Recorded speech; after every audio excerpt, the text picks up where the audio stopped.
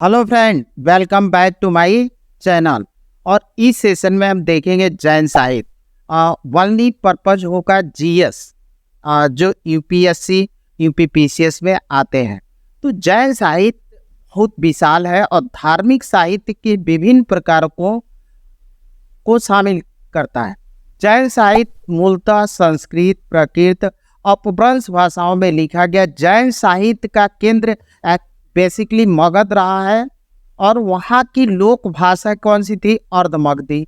वे भगवान महावीर स्वामी के उपदेश दिया गया। ये आगम जो जैन साहित्य है उनको आगम कहते हैं और इनकी संख्या 45 है और इन्हें श्वेतांबर जैन प्रमाण मानते हैं, दिगंबर जैन नहीं मानते, क्योंकि उनके अनुसार आगम साहित्य काल दोष से विच्छिन्न हो गया है।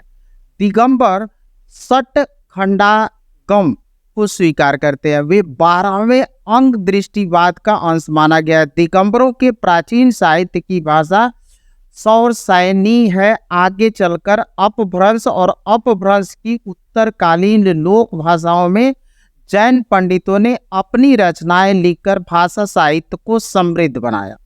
आदिकालीन साहित्य में जैन साहित्य के ग्रंथ सर्वाधिक संख्या में और सबसे प्रामाणिक रूप में मिलते हैं।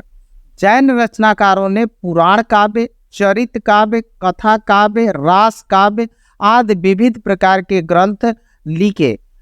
इसमें जो जैन विद्वान थे, स्वयंभू पुष्पदंत, आचार्य हेमचंद्र जी, सोमप्रभा सूरी जी, ये जैन कवि थे। इन्होंने हिंदुओं में प्रचलित लोक कथाओं को भी अपनी विषय वस्तु बनाया था।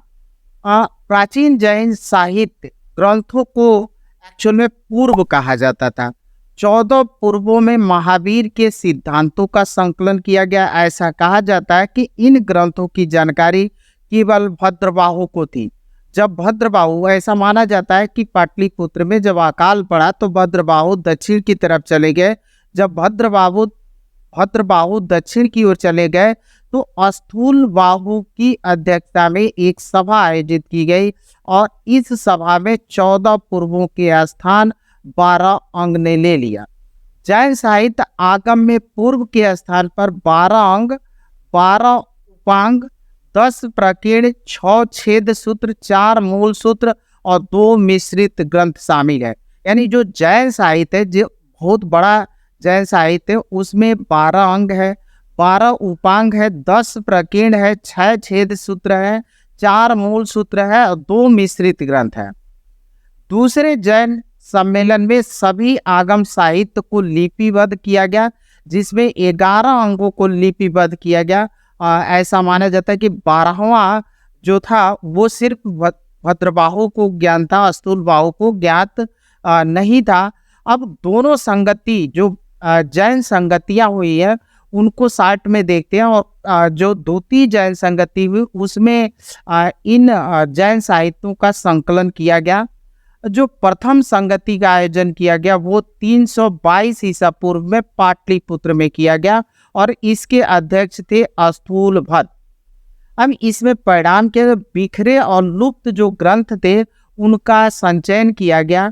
12 अंगों का संकलन किया। जैन धर्म का 2 संप्रदायों में विभाजन हुआ। एक संप्रदाय श्वेतांबर कहलाया और दूसरा दिगंबर कहलाया। श्वेतांबर श्वेत वस्त्र पहनना पसंद करते थे, जबकि दिगंबर जो होता है नंगे रहना पसंद करते थे। द्वितीय जैन संगति का आयोजन 513 ईसा पूर्व या 526 ईसा पूर्व में बल्लभी गुजरात में हुआ था।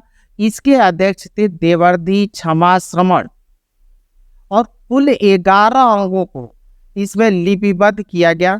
अब कौन कौन से हैं 12 अंग, उस 12 अंगों को देखते हैं और 12 जो अंग है उन अंगों के अंदर क्या क्या वर्णन मिलता है शार्ट में हम लोग देखेंगे। तो पहला अंग है आचारंग सूत्र में जैन भिक्षुओं द्वारा पालन किए जाने वाले नियमों का वर्णन मिलता है। दूसरा है सुयग दांग, जिसको सूत कृतांग भी कहते हैं, में जैन धर्म के बाद के मतों का खंडन किया गया है और उन मतों को निषिद्ध बताया गया। तीसरा है ठानांग, में जैन धर्म के विभिन्न सिद्धांतों का वर्णन किया गया है। और चौथा है समय व यंग सूत्र, तीसरे अंग का यह भाग माना जाता है। और पांचवा है भगवती सूत्र में महावीर के जीवन और कृत्यों और अन्य समकालीनों के साथ उनके संबंधों का वर्णन किया गया है। उनके जो प्रिय शिष्य था इंदुभूति के साथ उनके वार्तालाप के माध्यम से जैन सिद्धांतों का प्रतिपादन किया गया है। अगला है नया धम्म कहा सूत्र में महावीर के शिक्षाओं का वर्णन कथा पहेलियों आदि के माध्यम से किया गया है। अगला है उवास गद सुतो में जैन उपासकों के विधि आचार और नियमों का संग्रह किया गया है। तपस्या के बल पर स्वर्ग प्राप्त करने वाले व्यापारियों का उल्लेख भी, ये इम्पॉर्टेंट है कि कई बार क्वेश्चन आया कि किस जैन ग्रंथ में व्यापारियों का उल्लेख है। जो 11 व्यापारी थे और जैन धर्म को अपना लेते हैं, उसका वर्णन इसमें मिलता है। अगला है अंत गद सावो में उन भिक्षुओं का वर्णन किया गया जिन्होंने तप द्वारा शरीर का अंत करके स्वर्ग प्राप्त किया है। जैन धर्म में ऐसा है भी कि जो तप करके अपने प्राण त्याग देते थे। अगला है अगुत्रु व वाई दशाओं में भी तप द्वारा शरीर के को अनंत अंत कर स्वर्ग प्राप्त करने वाले भिक्षुओं का वर्णन किया गया है। अगला है पणवागराई में जैन धर्म से संबंधित 5 महाव्रतों और नया नियमों की व्याख्या की गई है। अगला है विवाग सुयम में अच्छे बुरे कर्म के फलों का विवरण दिया गया है जो व्यक्ति की मृत्यु के पश्चात मिलते हैं। और अंतिम जो 12 अंक का भाग है वो है दिट्टिवाद, दृष्टिवाद भी कहते हैं। ये एक्चुअल में अप्राप्त है। इसके विषय में अन्य ग्रंथों में छिटपुट उल्लेख मिलता है। अब 12 उपांग, जितने 12 अंग है उसके एक एक भाग है।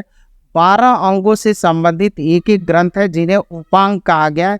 इनमें किसका वर्णन मिलता है? ब्रह्मांड का वर्णन मिलता है, प्राणियों का वर्गीकरण है, खगोल विद्या है, काल विभाजन है, मरणोत्तर जीवन का वर्णन किया गया है।